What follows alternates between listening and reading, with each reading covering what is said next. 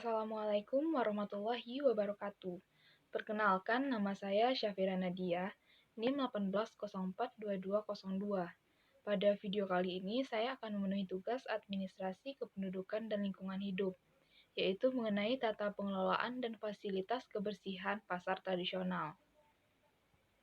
Pembahasannya yaitu mengenai latar belakang dan tujuan kegiatan, kaitan kegiatan dengan materi perkuliahan, pelaksanaan kegiatan, hasil, dan kesimpulan. Pertama yaitu mengenai latar belakang. Pasar tradisional adalah tempat bertemunya penjual dan pembeli, di mana proses transaksinya dilakukan dengan cara tradisional, yakni penjual dan pembeli melakukan tawar-menawar harga suatu barang atau jasa. Tempat penjual di pasar tradisional umumnya berupa kios-kios atau gerai, los, bahkan di tempat terbuka yang menjual berbagai bahan-bahan mentah untuk makanan seperti sayuran, daging, beras, dan lain-lain. Pasar tradisional terletak di kawasan terbuka dan memiliki harga yang relatif murah. Akses pasar tradisional biasanya juga cukup strategis di kawasan perkotaan atau perdesaan, sehingga selalu ramai pembeli setiap pagi hingga sore hari.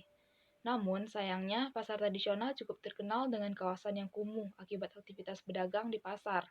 Pedagang yang menjual bahan-bahan untuk makanan selalu menyisakan sampah-sampah. Sampah merupakan salah satu permasalahan umum akibat terus meningkatnya timbunan sampah. Peningkatan timbunan sampah tersebut disebabkan oleh pertumbuhan penduduk, perkembangan industri, urbanisasi, dan modernisasi. Masalah sampah merupakan persoalan terbesar yang dihadapi masyarakat maupun pemerintah. Oleh karena itu, butuh upaya dalam pengelolaan serta fasilitas kebersihan yang memadai agar tetap menjaga kebersihan pasar tradisional. Tujuan dari kegiatan ini yaitu memenuhi tugas administrasi kependudukan dan lingkungan hidup. Selanjutnya, menambah wawasan berpikir dan cara menyelesaikan permasalahan, mengimplementasikan pengetahuan dan telah dipelajari pada saat di perkuliahan ke dalam lingkungan masyarakat, mengetahui bagaimana pengelolaan kebersihan di pasar tradisional. Kaitan dengan materi perkuliahan, yaitu peningkatan timbunan sampah di pasar tradisional, disebabkan oleh pertumbuhan penduduk, perkembangan industri, urbanisasi, dan modernisasi. Mengenai pelaksanaan kegiatannya, yaitu dilakukan di 5 tempat di pasar tradisional di Sumatera Barat. Yang pertama yaitu Wulan Aulia Cikasimi melakukan kegiatan di Pasar Ibu Payakumbuh, Putmainah di Pasar Batu Sangkar, Kabupaten Tanah Datar, Mary Mesriani Pasar Lama Lubuk Pasung, Syafira Nadia Pasar Raya Kota Padang, dan Sylvia Sukmasari Pasar Minggu Buo Kabupaten Tanah Datar. Kegiatan di masing-masing pasar tradisional yaitu wawancara dengan organisasi pengelola pasar dan pedagang pasar tradisional, melakukan kegiatan pembersih sampah di sekitar tradisional, pemberian informasi mengenai pengelolaan sampah, dan edukasi tentang pentingnya kebersihan lingkungan pasar tradisional.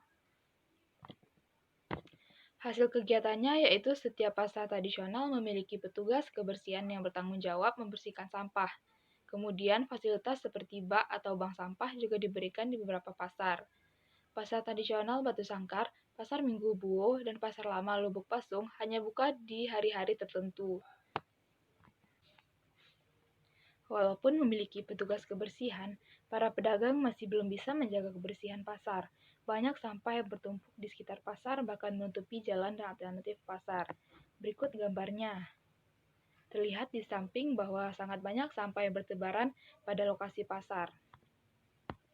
Selanjutnya, dalam kasus sampah Pasar Raya Padang, petugas kebersihan juga dinilai tidak setiap hari memungut sampah. Terlihat banyak sampah yang menumpuk dan berserakan di sekitar bak sampah, seperti yang terlihat pada gambar di samping. Yaitu selanjutnya mengenai Pasar Ibu Payakumbuh dan Pasar Minggu Buo juga mengalami hal yang sama.